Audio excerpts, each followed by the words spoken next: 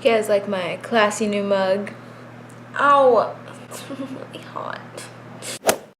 Hi guys.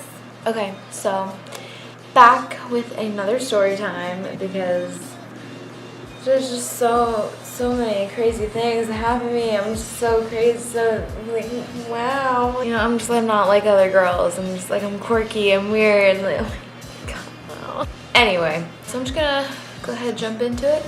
So it was like, I think like the summer after my senior year of high school. I think it was like it was summer break for me because I was a senior, so like I finished everything, but like school was mostly still in session, but I don't know, it was like, I don't know. I had a boyfriend, but I was like really on and off with him that summer because we were very much like, oh, you know, are we gonna stay together for college? Are we not gonna stay together for college? We break up now, we break up at the end of the summer, and we like just like ease out of it, like what do we do? Like, it was a very weird, never really knowing what we were doing kind of time in our relationship. So I got to a point where, look, I'll just say it. I was in high school and I wasn't getting attention from the boy that I want attention from, which was my on and off boyfriend. So what did I do? I made my best friend Byron go on Omegle with me and try to get attention from random lonely guys on there. Was it a good idea? No.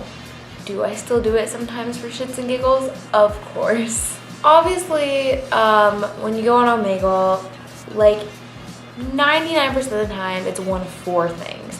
You either get an ad for a porn site, you get a lonely old man, you get some weird 12-year-old, or you just get a straight up dick in your face. So, you know, scrolling through that, whatever, and finally, there's this guy, and his penis is out of sight.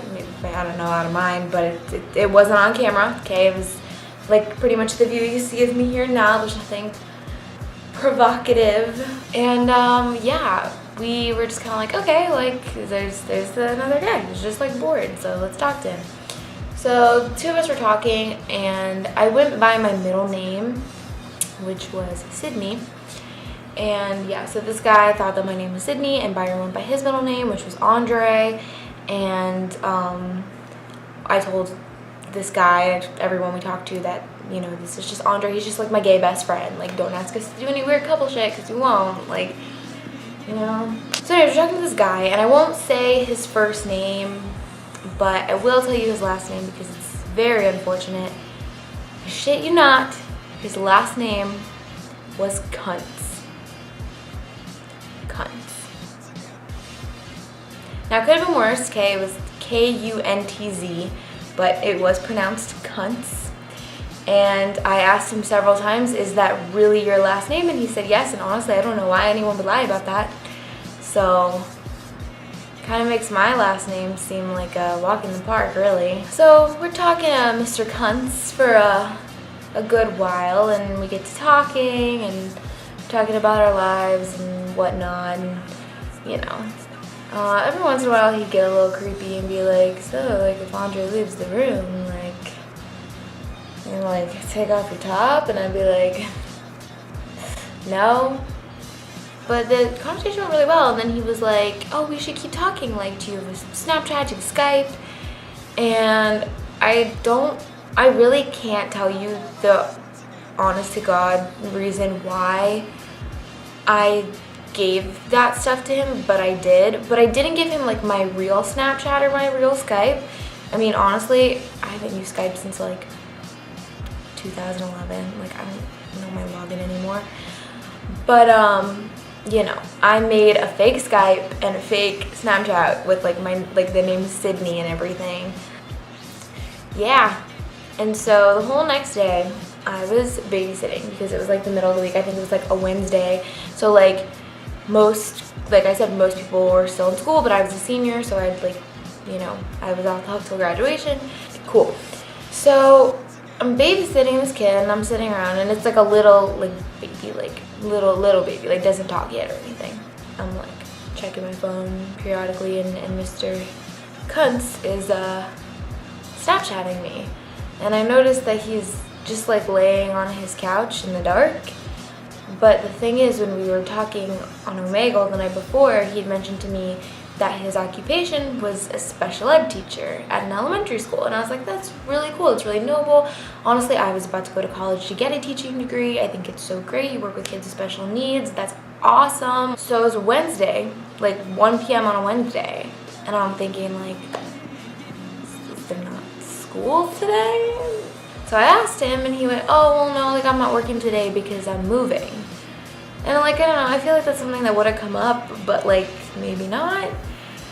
So I was like, okay. I mean, I'm pretty sure, like, if you have a week job that, like, you just move on a weekend, I don't know if you really wanted to take a personal day off to move. But the thing is, he was just sitting on his couch. Like, I've never moved as an adult before, with the exception of, like, moving in and out of a college dorm. But, like, even then, like, I wasn't laying around. Like, I was moving shit from my car to my dorm, unpacking, putting things in the places they need to go. And when I was a little kid, I moved around a lot, and I remember, like, my dad, my stepmom, my mom, whoever I was moving with, like, they didn't sit around either. They were, you know, helping the movers take stuff out of the truck and telling the movers where to put things and unpacking and unwrapping and all that good stuff. So I'm like, why are you sitting alone in, like, a dark apartment if you're moving? So I don't know, it seemed a little sketchy, but I was like, it's really not my place to play questions with him, and I honestly don't care enough to either. We keep talking. He left his apartment at one point to get, like, food. That was pretty much it. Until later he was like, do you want to Skype? And I was like, okay, but I didn't want to Skype him alone because he's creepy. So I called Byron over.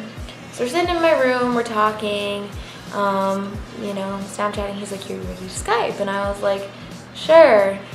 So we're talking on Skype, and he's telling me things like, oh, yeah, I really needed this Skype conversation. Like, I'm so glad I got to talk to you. Like, literally, this is the only good thing that's happened to me today. Like, my day's been so stressful. Like, all this stuff. And I'm like, dude, if, like, the highlight of your day is, like, talking to some random chick that you met on Omegle last night, like, I'm honestly, like, it's kind of sad, but I feel like this guy really didn't have, like, any friends or a girlfriend or any family.